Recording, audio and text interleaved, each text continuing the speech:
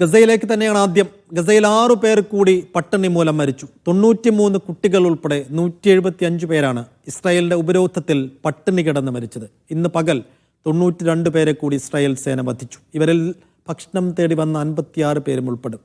ഗസയിലേക്ക് കൂടുതൽ സഹായം എത്തിക്കണമെന്ന് ഫ്രാൻസും ജർമ്മനിയും ആവശ്യപ്പെട്ടു. ഭക്ഷണം കാത്തുനിന്ന 1850-ലേറെ പേരെയാണ് ഇസ്രായേൽ വെടിവെച്ചു കൊന്നത്. ജെറുസലേമിൽ ഇസ്രായേലിനുള്ള പരമാധികാരം ശക്തിപ്പെടുത്തുമെന്ന് പ്രതിരോധ മന്ത്രി ഇസ്രായേൽ കാറ്റ്സ് പറഞ്ഞു. കാറ്റ്സിന്റെ പ്രസ്താവനയ്ക്കെതിരെ സൗദി രംഗത്ത് വന്നു. അൽ-അഖ്സ മസ്ജിദിനെതിരെയുള്ള കാറ്റ്സിന്റെ പ്രകോപന പരാമർശങ്ങൾ മേഖലയെ അസ്ഥിരപ്പെടുത്തുമെന്ന് സൗദി വിദേശകാര്യ മന്ത്രാലയം പ്രതികരിച്ചു. MCA നാസർ വിശദാംശങ്ങൾ നൽകും. MCA, മനുഷ്യത്വത്തിന്റെ സകല സീമകളും ലംഘിച്ചുകൊണ്ട് ഇസ്രായേൽ നടത്തുന്ന ക്രൂരതയിൽ ഇന്നും പട്ടിണി കിടന്ന് മരിച്ചവരുടെ എണ്ണമാണ് നമ്മൾ റിപ്പോർട്ടിൻ്റെ തുടക്കത്തിൽ സൂചിപ്പിച്ചത്.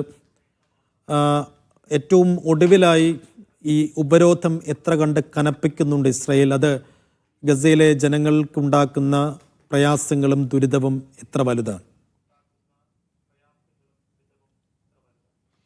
സൈഫുദ്ദീൻ, അമേരിക്കയുടെ പശ്ചിമേഷ്യൻ ദൂതൻ കൂടിയായിട്ടുള്ള സ്റ്റീവ് വിറ്റ്കോഫ് കഴിഞ്ഞ ദിവസമാണ് ഗസയിൽ സന്ദർശനം നടത്തി തിരിച്ചു പോയത്. അമേരിക്കയുടെയും ഇസ്രായേലിൻ്റെയും പൂർണ്ണ നിയന്ത്രണത്തിലുള്ള ഗസ ഹ്യൂമാനിറ്റേറിയൻ ഫൗണ്ടേഷന്റെ ഭക്ഷ്യവിതരണ കേന്ദ്രത്തിലായിരുന്നു സ്റ്റീവ് വിറ്റ്കോഫിന്റെ സന്ദർശനം. ഇതേ തുടർന്ന് ഏതെങ്കിലും അർത്ഥത്തിലുള്ള ഈ പദ്ധതി മെച്ചപ്പെടുത്താനും ആളുകൾക്ക് ഭക്ഷണം കിട്ടുന്നു എന്ന് ഉറപ്പാക്കാനുള്ള വിപുലമായിട്ടുള്ള ചില സൗകര്യങ്ങൾ ഏർപ്പെടുത്തുമെന്ന ഒരു പ്രതീക്ഷയുണ്ടായിരുന്നു.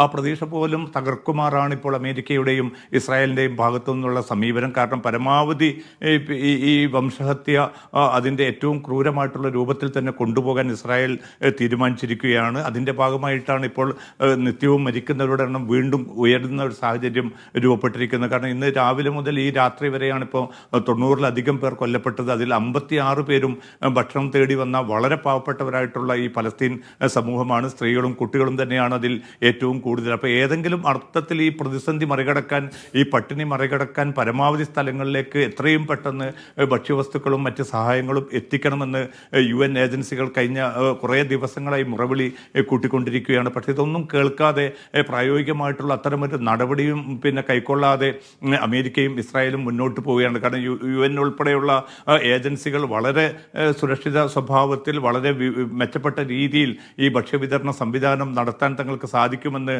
ഇസ്രായേലിനോട് ആവശ്യപ്പെട്ടിട്ടുണ്ട്. അതിനുള്ള അനുമതി നൽകണമെന്ന് ആവശ്യപ്പെട്ടിരുന്നു.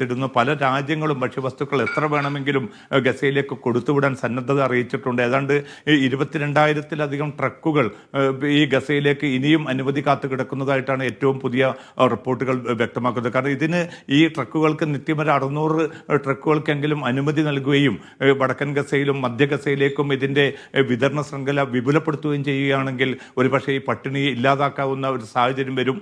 പക്ഷെ അതിനുള്ള ഒരു പ്രായോഗികമായിട്ടുള്ള നടപടികൾ കാണുന്നില്ല. അതിൻ്റെ ഭാഗമായിട്ടാണ് 7 പേർ കൂടി കൊല്ലപ്പെട്ടിരിക്കുന്നത്. അതിൽ 93 പേരും കുട്ടികളാണ് എന്ന് കൂടി നമ്മൾ ആലോചിക്കേണ്ടതുണ്ട്.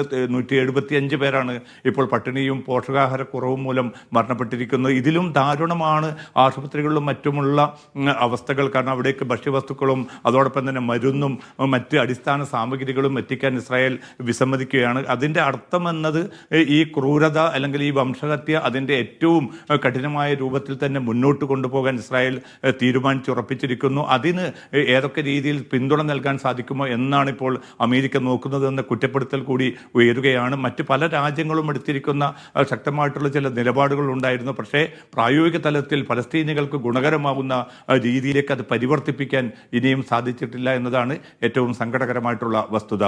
സൈഫുദ്ദീൻ.